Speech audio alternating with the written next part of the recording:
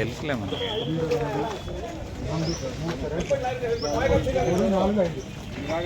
లోపల ఎవరు లేరు కదా? మీరు వెళ్ళండి మాయ గారు. కృష్ణ గారు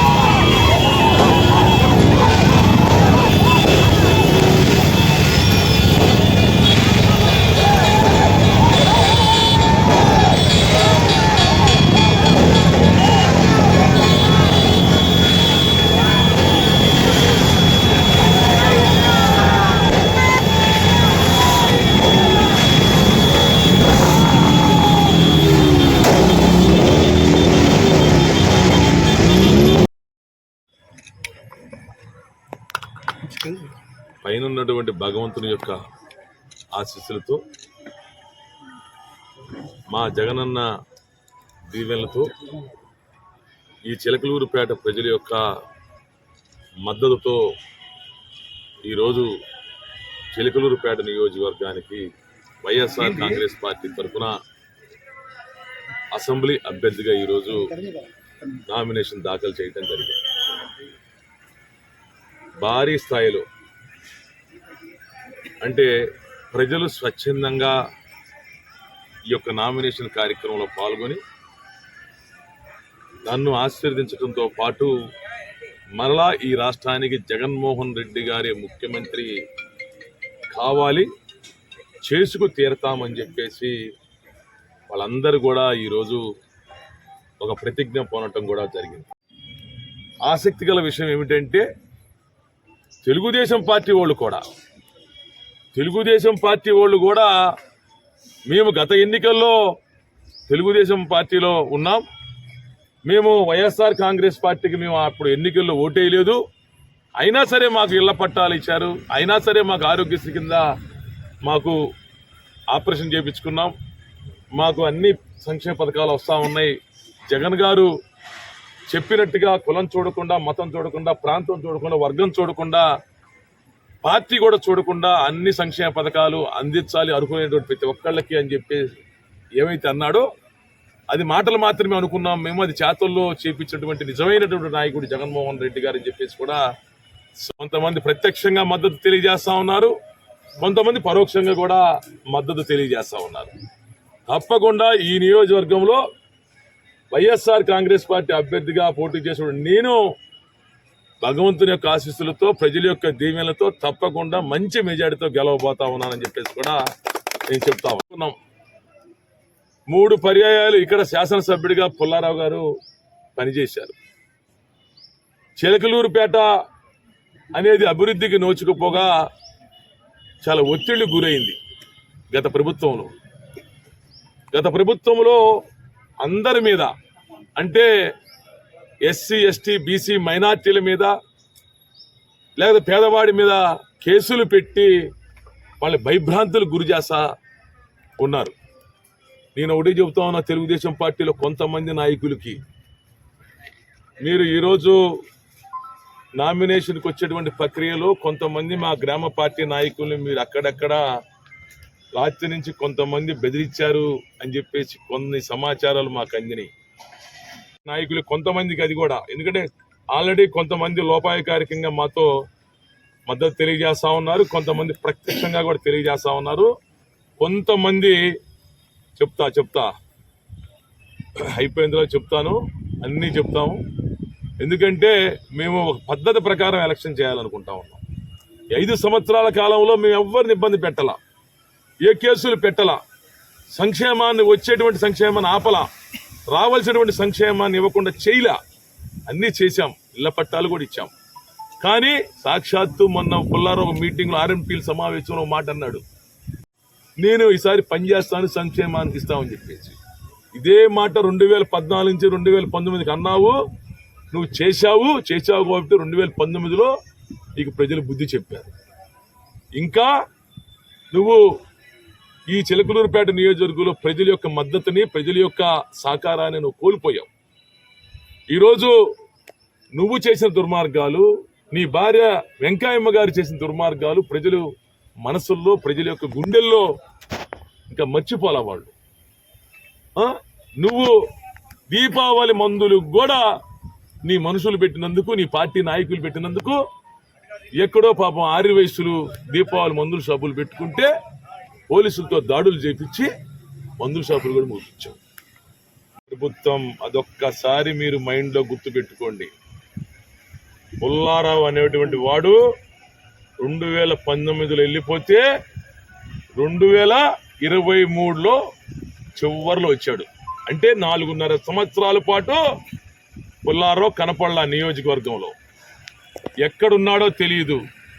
మిమ్మల్ని పట్టించుకునే నాదుడు లేడు. మిమ్మల్ని ఏంటి అనేటువంటి పలకరించేటువంటి లీడర్ లేడు. చెప్తా ఉన్న సర్పంచ్ ఎన్నికలు వదిలేశాడు, ఎంపీటీసీ ఎన్నికలు వదిలేశాడు, జెడ్పీటీసీ ఎన్నికలు వదిలేశాడు, కౌన్సిలర్ ఎన్నికలు వదిలేశాడు. మీరు కనీసం మిమ్మల్ని ఏమిటి అని అడిగేటువంటి పరిస్థితి లేదు. మీరు పుల్లారావు నమ్మి మీరు అక్కడక్కడ మా పార్టీ నాయకుల్ని కొద్దేదో మీ ప్రభుత్వం వస్తూ ఉంటుంది అని చెప్పేసి ఏదో మీరు కొంతమందిని బెదిరిస్తూ ఉన్నట్టు సంగతి మాకు అక్కడక్కడ వినపడతా ఉంది. రాత్రి నుంచి చెబుతా ఉన్నా, ఇక్కడ ఉంది అనిల్, ఇక్కడ ఉంది మనోహర్, అక్కడ ఉంది మా జగనన్న. పుల్లారావు ఉండడు.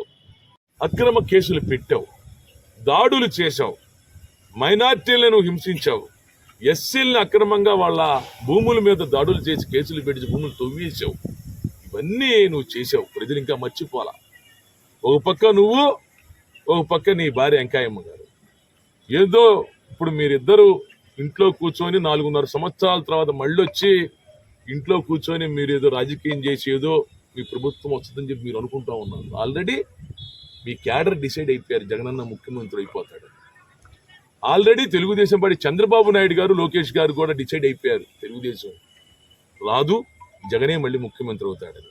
ఆల్రెడీ అన్ని సర్వేలు, నేషనల్ సర్వేలు చెప్తా ఉన్నాయి, అన్ని సర్వేలు చెప్తా ఉన్నాయి ఈరోజు మళ్ళీ ఈ రాష్ట్రానికి జగనే ముఖ్యమంత్రి అవుతాడని చెప్పేసి. కొంతమందికి చెప్తా ఉన్నాం, కొంతమంది ఉన్నారు కొన్ని ఊళ్ళల్లో కొద్దిగా జాడిస్తా ఉన్నారు. అది ఇంకా నేనన్న గుంటూరు జిల్లా నుంచి సొసైటీ మీద ఓడిపోయాడు. ఆగు, అక్కడ బొబ్బేపల్లిలో అయ్యగారు సొసైటీ అధ్యక్షుడు నిలబడి ఓడిపోయాడు.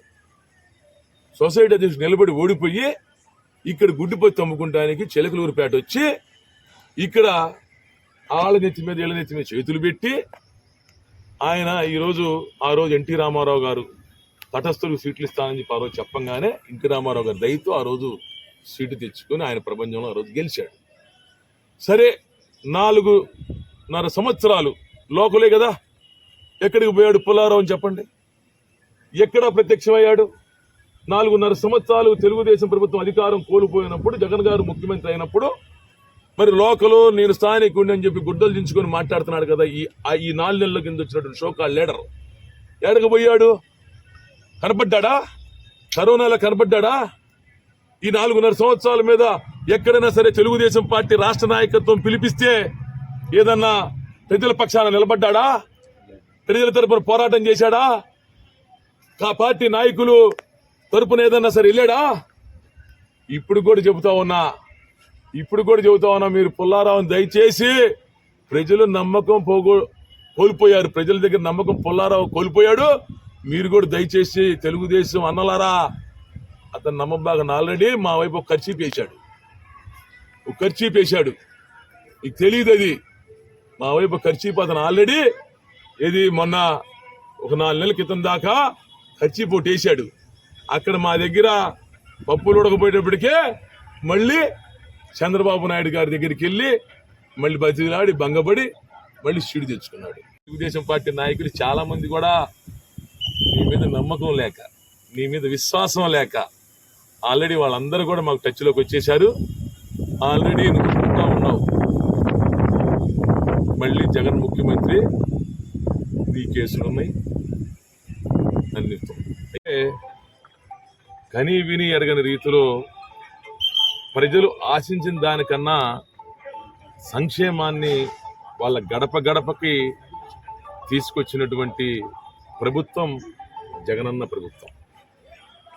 ఈరోజు మేము గ్రామాల్లో కానీ పట్టణంలో కానీ మేము ఎన్నికల ప్రచారం నిర్వహిస్తూ ఉన్నప్పుడు ప్రజలు జగన్మోహన్ రెడ్డి గారు ఈ 5 సంవత్సరాల కాలం నుంచి మా కుటుంబాలను ఎన్నో రకాలుగా మమ్మల్ని ఆదుకుంటా ఉన్నాడు, మేము ఆయన యొక్క సహకారానికి మేము తప్పకుండా రుణం తీర్చుకుంటాం, మేము ఆయనకి ఓటేస్తాం, ఆయన ముఖ్యమంత్రిగా మేము మళ్ళా చేసుకు తీరుతామని చెప్పేసి ప్రజలు ఎన్నికల ప్రచారంలో మాకు చెప్తా ఉన్నారు.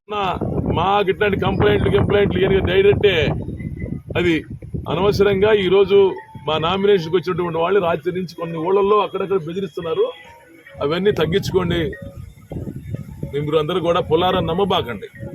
ఆయన ఆల్రెడీ వెళ్ళిపోయే పరిస్థితిలో ఉన్నాడు. ఆల్రెడీ వైసీపీ ప్రభుత్వం వస్తుంది, జగనన్న అబ్సల్యూట్లీ మెజార్టీతో గెలవబోతా ఉన్నాడు, మళ్ళీ ముఖ్యమంత్రి ప్రమాణ స్వీకారం చేయబోతా ఉన్నాడు అని చెప్పేసి ఆల్రెడీ పుల్లారావు గారికి మా వెంకయ్యమ్మ గారికి అర్థమైంది ఆయన. మీరు తెలుగుదేశం పార్టీ నాయకులు గ్రామాల్లో కొద్దిగా ఈ పని మీరు చేయండి, కానీ మా వాళ్ళు ఇబ్బంది పెడితే మాత్రం అనిల్ మనోహర్ తెలుసు కదా, మేమేందో తెలుసు కదా, ఓకే అయ్యగారు బయటికి రాలా, ఇప్పుడు గడప గడప తిరుగుతున్నాడు. అక్కడే అర్థమైపోలా. ఇక్కడ పని చేసేటువంటి మనసు ఉండాలి, సాయం చేసేటువంటి గుణం ఉండాలి, అభివృద్ధి చేసేటువంటి లక్ష్యం ఉండాలి, కానీ స్థానికుడు అవసరంలా. కృష్ణదేవరాయలు ఎక్కడి నుంచి వచ్చాడు? లోకేష్ ఆడి నుంచి వచ్చాడు మంగళగిరి. పుల్లారావు ఏడకు పోయాడు 4.5 నెలలు. ఏ రాష్ట్రంలో ఉన్నాడు మీరు చెప్పండి, మీకు చెప్పండి. ఏ రాష్ట్రంలో ఉన్నాడు తెలుసా మీకు? తెలంగాణలో ఉన్నాడంట. మరి ఏంది మరి? మేము ఒకటే చెబుతూ ఉన్నాం, అనవసరంగా మమ్మల్ని గెలకొద్దు. మేము ఇప్పుడే ఆర్ఓ గారు కూడా చెప్తా ఉన్నారు, సార్ చాలా కంప్లైంట్లు వస్తున్నాయి సార్ మీ మీద అని చెప్పి. మేము ఎక్కడా కూడా ఈ నెల రోజుల నుంచి మేము ఎన్నికల ప్రచారం నిర్వహిస్తా ఉన్నాం, ఎక్కడా కూడా తెలుగుదేశం పార్టీ మీద కానీ పుల్లారావు గారి మీద కానీ ఎవరి మీద మేము కంప్లైంట్ పెట్టలా. ఆ కంప్లైంట్లని ఈ కంప్లైంట్లని మేము ఎన్నికల కమిషన్ కంప్లైంట్ పెట్టలా. అది మా నైజం కాదు, మా ఆలోచన కాదు. మేము స్ట్రైట్గా యుద్ధం చేస్తాం, చేస్తాం ఏదైనా సరే. ఇప్పుడు చెప్తున్నా తెలుగుదేశం వాళ్ళకి, ఇప్పుడు చెప్తా ఉన్నా, కొంతమందికి చెబుతున్నా,